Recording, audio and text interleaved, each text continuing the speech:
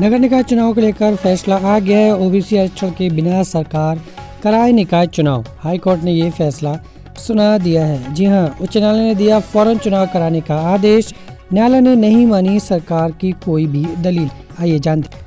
Allahabad high court की लखनऊ खंडपीठ ने यूपी के निकाय चुनाव में ओबीसी आरक्षण को लेकर बड़ा फैसला सुना दिया है। उच्च न्यायालय ने ओबीसी आरक्षण को रद्द करते हुए फौरन चुनाव कराने का आदेश दिया है। कोर्ट ने सरकार की दलीलों को सिरे से खारिज कर दिया। हाई कोर्ट की लखनऊ बेंच ने करीब 20 दिनों तक चली सुनवाई के बाद ये फैसला दिया है।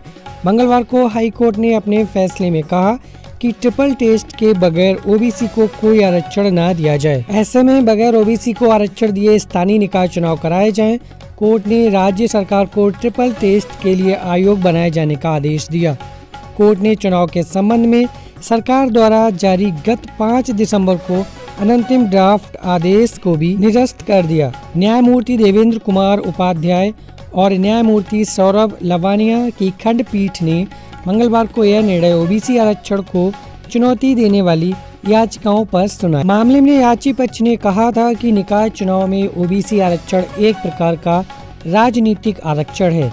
इसका सामाजिक, आर्थिक अथवा शैक्षिक पिछड़ेपन से कोई लेना देना नहीं है।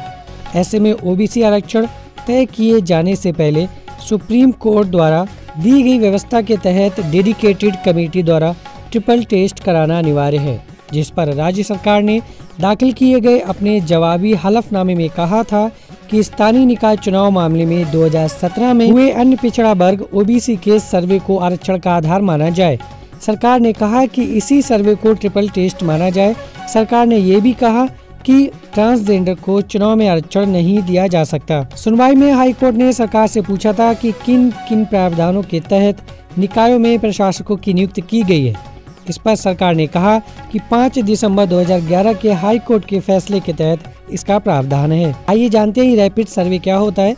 रैपिड सर्वे में जिला प्रशासन की देखरेख में नगर निकायों द्वारा वार्ड वार ओबीसी वर्ग की गिनती कराई जाती है। इसके आधार पर ही ओबीसी की सीटों का निर्धारण करते हुए इनके लिए आरक्षण का प्रस्ताव तैयार कर शासन को भेजा जाता है। आगे जानते हैं ये ट्रिपल टेस्ट क्या होता है। नगर निकाय चुनाव में ओबीसी का आरक्षण निर्धारित करने से पहले एक आयोग का गठन किया जाएगा, जो निकायों में पिछड़ेपन की प्रकृति का आकलन करेगा।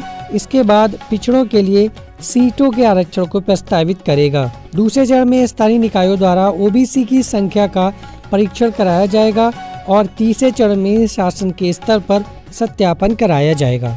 याचिकाकर्ता संदीप पांडे ने कहा कि नितांत चुनाव अत्यंत आवश्यक है, तो ओबीसी आरक्षण के बगैर ही चुनाव कराए जाएं। ऐसे में गेंद अब सरकार के पाले में है कि वो या तो ओबीसी आरक्षण के बगैर चुनाव कराए या फिर अन्य पिछड़ा वर्ग के लिए ट्रिपल टेस्ट के लिए आयोग गठित करे। उसकी सिफारिशों के आधार पर आरक्षण दिया जाए या फिर चुनाव कराया जाए।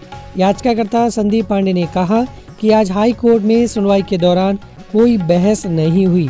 कोर्ट ने 24 दिसंबर को फैसला रख लिया था। मंगलवार को सिर्फ जज ने अपना फैसला पढ़ा। ऐसे में अगर सरकार ओबीसी आरक्षण के बगैर ही निर्णय लेती है तो SC, ST और सामान्य सीटों के आरक्षण के साथ चुनाव जनवरी में कराए जाएं। अगर सरकार ट्रिपल टेस्ट कराती है और आयोग गठित करती है तो 31 जनवरी तक ये प्रक्रिया पूरी करनी होगी।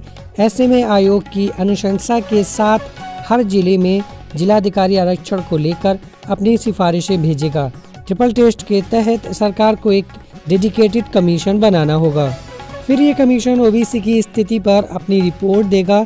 इस रिपोर्ट की सिफारिशों के अनुसार ही हर जिले में नगर निगम, नगर पालिका और नगर पंचायतों का आरक्षण तय होगा।